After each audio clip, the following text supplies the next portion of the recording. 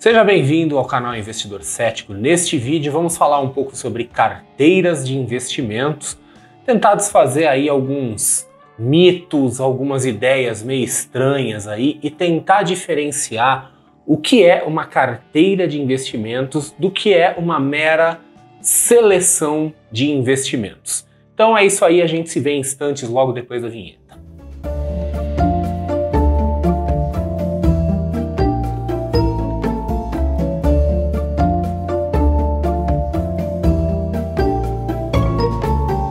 Este aqui é um canal chamado O Investidor Cético. Como você já deve saber, como investidor cético, euzinho aqui que apresento o canal, né, e que me apresento como investidor cético, você deve imaginar que eu acredito em muito pouca coisa nessa vida, mas uma das coisas que eu acredito é na importância de se investir em carteiras de investimento. E eu acredito não simplesmente porque eu acredito, mas porque existem evidências que mostram que esse é o melhor caminho para se investir, e essa crença baseada em evidências, ela é tão forte em mim que até a empresa que eu trabalho se chama, por acaso, Carteira do Investidor. Fica o convite aí para você conhecer, em algum lugar vai ter algum link, alguma coisa aí, mas enfim. As carteiras de investimento, elas são feitas para facilitar a vida do investidor, porque a opção a uma carteira é a gente tentar achar a proverbial agulha no palheiro, tentar achar aquela ação, aquele ativo financeiro que vai ser o campeão dos campeões e que nós vamos buscar a máxima eficiência nos investimentos simplesmente colocando tudo que a gente tem em um investimento que a gente analisou e que a gente chegou à conclusão que ele tem maior chance de êxito. Esse tipo de abordagem é muito boa, quando dá certo. Quando dá errado, ela costuma ter resultados trágicos. Então, o que é uma carteira de investimento? Tem várias possíveis definições para uma carteira de investimento, mas uma definição que a gente pode usar é que é uma combinação de ativos financeiros para se atingir um determinado objetivo de investimentos. Então a gente presume que investidores têm um objetivo e eles vão fazer uma composição de ativos financeiros para atingir esse objetivo. E que objetivos seriam esses, né? Então alguns objetivos comuns de investimento são o crescimento patrimonial, tá? Talvez esse seja o objetivo da maioria dos investidores, é tentar fazer o dinheiro crescer para que depois possa usar esse dinheiro para alguma coisa, para alguma aquisição, para aposentadoria, ou seja lá o que for. A geração de renda, o objetivo de geração de renda tipicamente é para aquele investidor que já conseguiu fazer o patrimônio. Então já é uma etapa posterior, ele criou o patrimônio e agora ele quer que aquele patrimônio gere renda. E outro objetivo também em linha com isso é a proteção patrimonial, proteger aquele patrimônio que foi conquistado, e se monta a carteira alinhada para esses objetivos. E o objetivo da carteira em si, fazer com que a gente consiga chegar nesses objetivos de investimento. A carteira não é o fim, ela é um meio para um fim. O fim é o objetivo que a gente quer, mas a carteira ela vai procurar combinar esses investimentos de forma a fazer o quê? De forma a maximizar o retorno e diminuir o risco. E a gente consegue fazer isso numa carteira porque presume-se que quando a gente combina vários investimentos, principalmente investimentos que andam em direções opostas, ou seja, que são descorrelacionados ou que têm correlação negativa, conforme o caso, né? Eles tendem a se anular em termos de volatilidade. Volatilidade é a métrica que a gente tem no mercado financeiro para tentar mensurar o risco. E os retornos se somam. Então, uma carteira feita de forma adequada, usando critérios de diversificação e de descorrelação, ela tende a obter esse efeito de maximizar retorno e minimizar risco. E falando um pouco sobre a diversificação.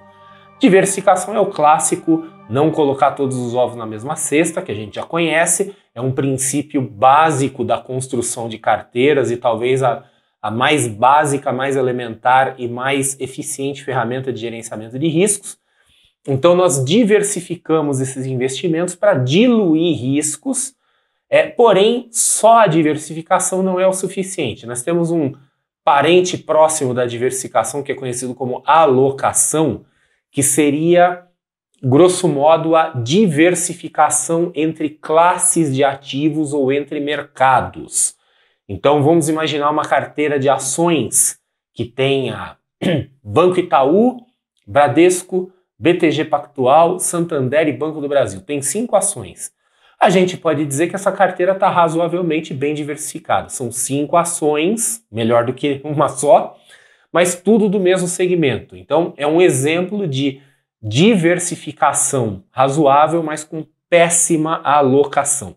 Então, quando a gente vai falar de diluição dos riscos, a gente quer não só diversificar a gente pode dizer que é simplesmente espalhar, mas a alocação é uma coisa um pouquinho mais estratégica.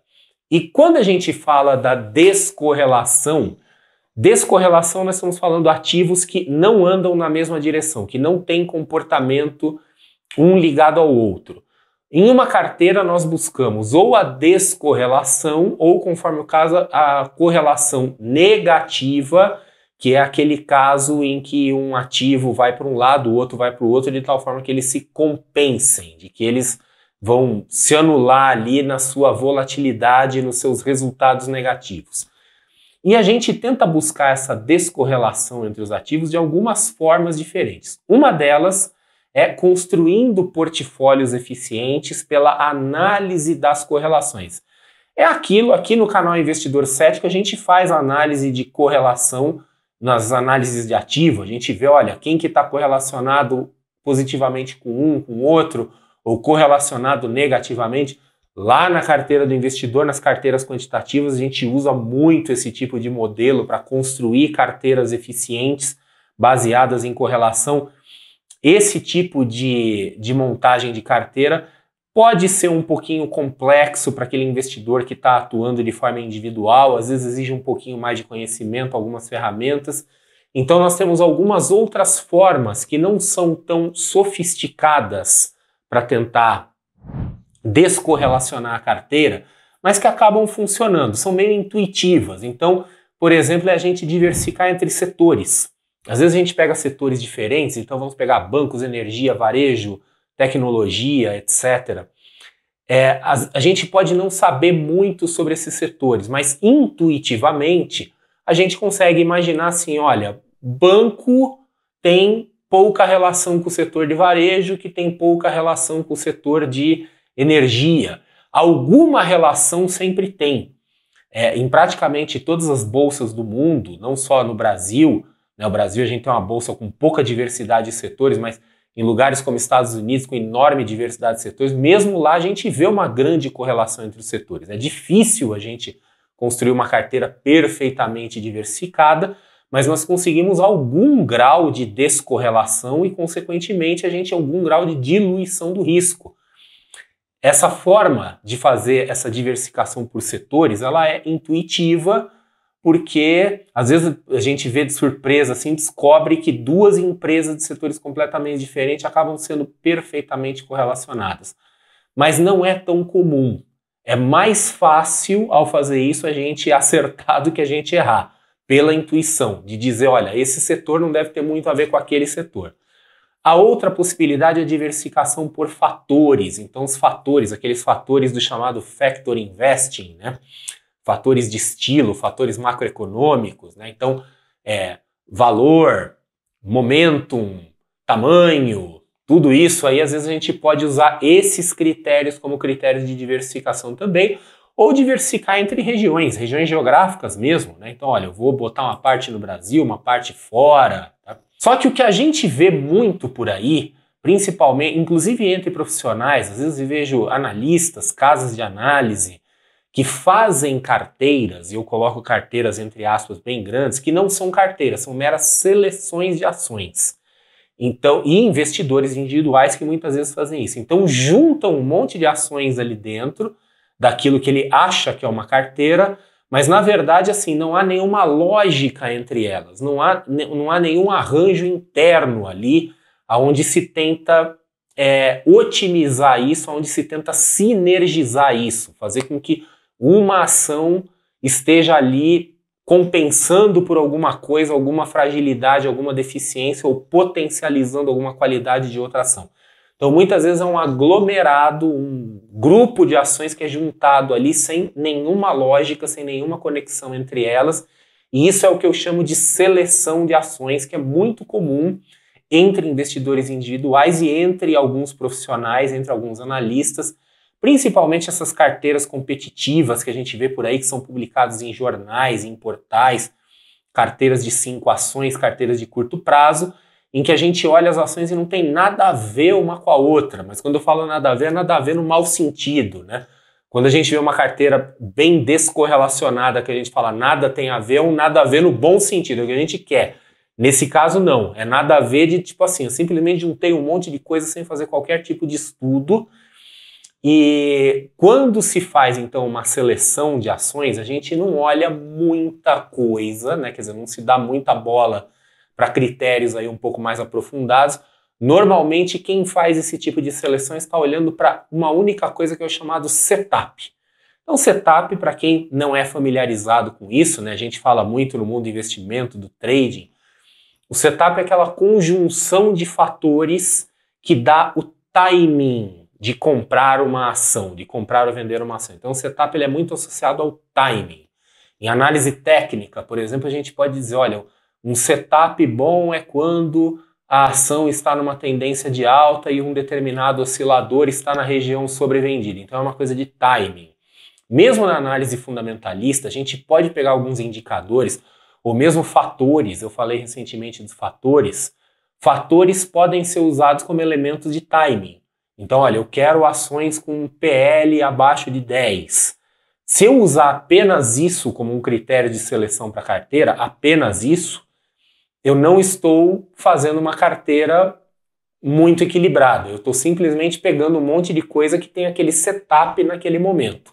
Então, essas seleções que a gente vê por aí, carteiras competitivas e outras coisas, aquela pessoa que às vezes ela está com o dinheiro na mão e ela se sente obrigada a fazer a carteira inteira naquele momento, então ela vai procurar tudo ali que está dentro daqueles parâmetros, né, setups, ela não vai fazer uma carteira bem equilibrada, ela vai simplesmente fazer um bando de ações juntas. Tá? Então é importante diversificar o que é uma carteira construída com alguma base lógica, em que as ações estão ali dentro por alguma razão, elas estão se apoiando mutuamente, tá? Se apoiando no sentido de gerar uma boa descorrelação, uma boa diversificação, ou quando simplesmente se pegou ali ações aleatoriamente de qualquer setor, de qualquer tipo de ação, apenas elas atendiam ali algum critério qualquer de time e se enfiou lá dentro. Né? Quando a gente faz esse tipo de seleção, a gente até questiona, por que fazer isso então? Né? Acaba não tendo muita diferença de você fazer uma seleção desse jeito ou simplesmente pegar todo o seu dinheiro e colocar numa única ação aí que você identificou como promissora. Seja como for, bom, uma seleção talvez ainda seja melhor do que dar uma de louco aqui e colocar tudo em um único ativo financeiro. Mas quando se faz esse tipo de seleção sem algum tipo de lógica, sem algum racional por trás disso, sem buscar diversificação e descorrelação ou correlação negativa entre os ativos, na verdade a gente pode estar se iludindo, achando que a gente está gerenciando nossos riscos, achando que a gente está diluindo riscos, quando na verdade nós estamos fazendo o contrário disso. Nós estamos fazendo uma seleção de ações que podem ser fortemente correlacionadas, que pode ser uma carteira muito pequena, é o caso dessas carteiras típicas de 5 ações aí, é uma diversificação claramente insuficiente, e isso pode expor o investidor a um risco exagerado, mas o pior disso, expor o investidor a um risco exagerado, mas na ilusão, na crença de que ele está bem diversificado e com os seus riscos controlados. Então, muito cuidado com as seleções de ações por aí, que se apresentam como carteiras, que na verdade não são carteiras coisa nenhuma, porque é simplesmente um bando de ações que foi juntado ali sem critério nenhum e não tem absolutamente nenhum sentido, não tem absolutamente nenhuma lógica naquela composição. Bom, é isso aí, espero que esse vídeo te ajude em alguma coisa, te ajude aí a dar algum insight, a entender, de repente, alguma coisa que você viu e fala, acho que eu vi isso aqui em algum lugar, né? E se você gostou do vídeo, não esquece de dar o seu like, se inscreva no canal, coloque seus comentários, diga aí o que você gostaria de ver no canal Investidor Cético, dê sua sugestão de tema, o que você gostaria que fosse abordado aqui no canal. Lembre-se que o canal é seu espaço aqui. E a gente se vê no próximo vídeo.